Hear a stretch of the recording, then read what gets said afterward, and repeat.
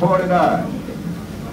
Yeah. Hi, I'm Gene Douglas. That's part of my freshman track team. The boys are really working very hard. Say, maybe you'd like to meet some of them. Well, there's Bill. He's going out for the high jump. And Jim, the broad jump and sprint, too. Mike is #1 boy at the shot put right now. He's a pretty good distance runner, too. But Ben's clocked the best time for the 440 so far. Pole vault is George's specialty. And he's giving the high jump a good try, too. And Pete, well, he's trying most everything right now. They make a pretty fair team. Anyway, they're sure trying hard enough. Yeah? I twisted my ankle. Oh, is it bad? I don't think so. Well, see me inside, will you? Oh, no. Okay. That's it for today. Everybody inside. Come on.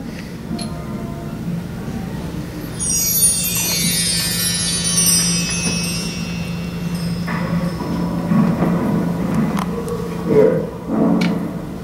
Let's take a look. Wow. How'd you do it? You better get your clothes on. Okay. Yeah. That's Mike. He's sure filling out. And it won't be long before Pete starts putting on some weight, too. In fact, all these kids are starting to develop now. They're all around 14, 15 years old. And there'll be a lot of changes taking place. Stop it. Cut it out. Then at puberty, certain glands begin to work, and our bodies. Because you will get pregnant and die. Don't have sex in the missionary position. Don't have sex standing up. Just don't do it. Promise? Okay, everybody take some rubbers. Those are a couple examples of different sex videos from across the decades. We started with one from 1957, and this one was from Mean Girls, which was in the early 2004. Thank you. I'd like to thank all of you for coming out to our sex education discussion today. It's a much better turnout than we expected, so thank you. Following our debater's presentation, we will be having a question and answer period. So if you guys think of any questions or any inappropriate thoughts in your mind, just kind of jot them down. You can say them at the end. But without further ado, let's introduce our team. We got Johnny on camera. We got Gabby talking about abstinence program. We got Caitlin talking about just birth control. Comprehensive sex education. Right, there you go. We got Mary, who's our researcher, and Jenna stepped out. She was our promoter. So, Caitlin, would you like to start us off? Sure. So I'm going to start off and give affirmative argument as to why sex education is what you should choose. So, when you hear the words comprehensive sex education, what do you think of? Well, many are haunted by images of kiddie porn, classrooms of orgies, impregnated teens all swimming in a lake of Trojan condoms encouraged by promiscuity and raunchy underage sex. Hi, my name is Caitlin Jones, and today I'll be here to inform you on the truths and benefits of comprehensive sex education while revealing all the misconceptions, misunderstandings, and lies that have been spread by the supporters of the abstinence-only program. So why do we need comprehensive sex education? Well, pregnancy and birth rates are on the rise, and that's quoted by Stranger Hall 2011. The wonderful truth is that comprehensive sex education does not just concern what we teach teens, specifically pertaining to sex, Fittiman 2009, but it's a range of important things. It encompasses a broad range of topics including teens' body image, self-esteem, physical development, and the formation of positive, healthy relationships with others, not just romantic ones. Sex education aims to teach teens to love their bodies, respect themselves, and to use these ideas to make educated, personal decisions. It also supports abstinence as the best way to remain disease and pregnant-free. The reasoning behind comprehensive sex education is the idea that we should prepare our children for much more than the dangers of sex. Instituting comprehensive sex education programs does not mean teaching our kindergartners how to get their freak on.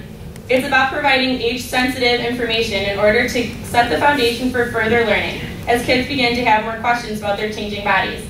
It means making kids more comfortable with talking with their support networks, especially parents, about relationships and then sex later. So comprehensive sex education programs strive to equip youth with truthful data about sex that will carry them far beyond high school. We want future generations to live without fear of or embarrassment about their genitalia. We want them to implement protective sexual habits within the context of any relationship. So, what is the problem with abstinence-only programs? Well, the evidence from the abstinence-only education and teen pregnancy rates emphasizes that in state laws and policies, the higher the average of teen pregnancy birth rates are. States that they taught comprehensive sex and HIV education, covered abstinence along with contraception and condom use, tended to have the lowest teen pregnancy rates. And as pointed out by the Society for Adolescent Medicine, the abstinence-only approach is characterized by withholding information and is ethically flawed. Abstinence-only programs tend to promote abstinence behavior through emotions such as romantic notions of marriage, moralizing, and fear of STDs by spreading scientifically incorrect information.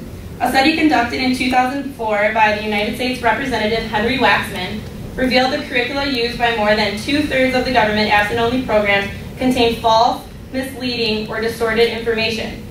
So for example, one abstinence-only curriculum states that the chances of premature birth is a major cause of mental retardation, is increased following abortion. Libby, 2009.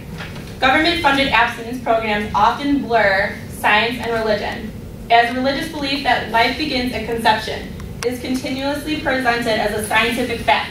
Regardless of personal or public beliefs, the fact remains that unwanted pregnancies and the contradiction of sexually transmitted disease lead to social problems. Religious and political groups are often too concerned about coercing others into their way of thinking that the true issue of educating teens about sexuality is compromised.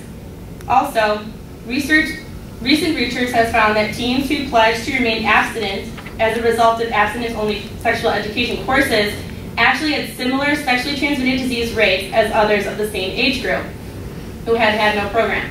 Additionally, those who pledge to refrain from sexual activity are also less likely to use contraception when they do become sexually active, because they are not well informed. Kaplan, 2006. Through 2003, an estimated 38,490 young people in the United States received a diagnosis of AIDS. Of those diagnosed, about 10,441 have died. The percentage of diagnosed cases of youth has not decreased, but is rather increasing dramatically as a result of the fact that adolescents will still have sex whether or not they are knowledgeable about sex. Thus, students who have received abstinence-only education are more unlikely to have unsafe sex and unprotected sex. It is our teens that are the victims in this war.